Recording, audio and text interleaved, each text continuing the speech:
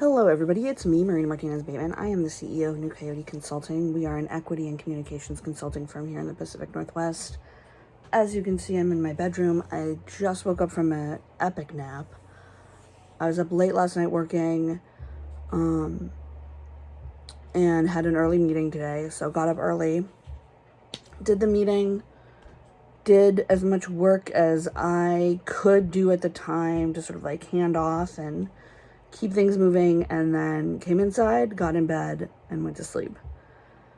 I didn't have any intentions this week. I talked about it earlier, like setting intentions has not been working for me right now. I think it's because we just have so much going on. Another thing actually happened this week, which is actually really cool. And I think because I was in this mindset of just, I'm not going to set an intention. I know there's a lot going on. I'm just going to show up the best of my ability, and just understand that, I can't be perfect, and which is a hard sentence for me to say. I can only do the best I can. But we had a swarm of bees show up in our yard this week, and it was really, really cool just to see them all, they were sort of in this bee ball. And got to meet our neighbors who are beekeepers, and they came over twice and took the bees and then gave us some honey in a pickle jar, which was really cool. And then our neighbors over the fence, I'm pretty sure their kid got to see the beekeepers take the bees, which was cool. So it was weird. Yeah, the bee thing, when bees showed up in the yard, I was like, this could be a straw. This could be the straw.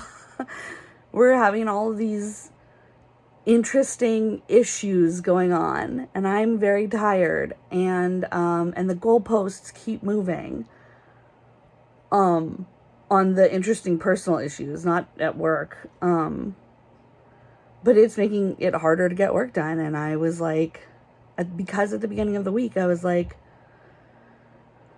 I'm not going to set an intention. And I think because by doing that, I realized that the goalposts were going to be moving. They'd been moving, and I'd been upset about it. And I just was like, these are things I can't control. And as soon as I sort of switched that in my brain, I have had a way better week. It's like I've had fewer surprises this week, but no fewer goalposts being moved. No fewer getting to the end of the day and realizing that my entire day is gone and half the things I wanted to get done aren't done. I've also been asking for help this week from my family and my community, and that is a thing that's hard for me. It's very hard for me to ask for help. I'm used to isolating when I'm overwhelmed, and I haven't been doing that. I've been articulating, and I've been working through it, and I've been, thanking people, and it's just been very nice. I think when I was younger and in different, more scary and tough circumstances, asking for help was the last thing that I should have done. And it was the last thing I did. But that was a protective coping mechanism when I was in an environment where if I asked for help, I was more than likely to have someone try to take advantage of that weakness, the perceived weakness of a person who needs help. And that's not where I am anymore. And that feels very good. And I know, my sort of big brain knows how much I love helping my friends and family and affirming the bond of community through those actions. And it's kind of hard to sort of be in the vulnerable position of being the person who asks for help. And also I know that this is being able to be helped is part of the way that we form bonds of community, and that in an environment where we all do need each other, we only heal in relation to each other, that's the reality. We need to take turns being the helper and being the helped, even if it's emotionally difficult for me to take a turn as a helped person. You know what I mean.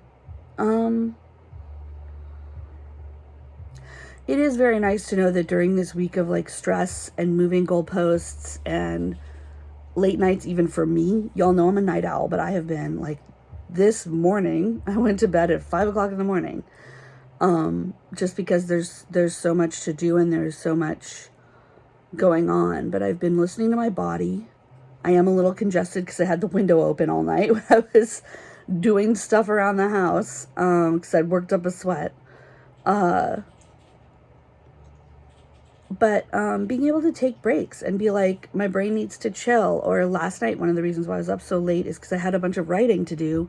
And I know that my brain doesn't like to do writing until after midnight right now. And so I didn't try to force it during the day. I did other things during the day that I was more suited for. And then I did the writing at night. Not trying to force my body to do something that I'm absolutely unable to do at that moment, and just trusting to have the capacity to do it later, or that I could ask for help on it later. Those things have been really important this week. Everybody, if you had an intention, put it below. It is Friday, it's not Thursday, because things have just been too busy and bananas and bees. I love bees. I happen to really love bees. So it was like, because it was a swarm of bees, I couldn't be mad, because I love bees so much that I was like happy to have them here, and to see them. So it is interesting sometimes, when I'm feeling particularly like I can't do something, or like it's really hard, bees show up in my life in weird ways. I don't really believe in like symbolism or anything. My cat's here too. I don't know if you can see her little tail. I hear her little meows. Oh yes, baby. But have a weekend, everybody. You know, sometimes the bees aren't here to vex you. They're just here to remind you that you are a living creature too, and that you need love and care. See you on Monday.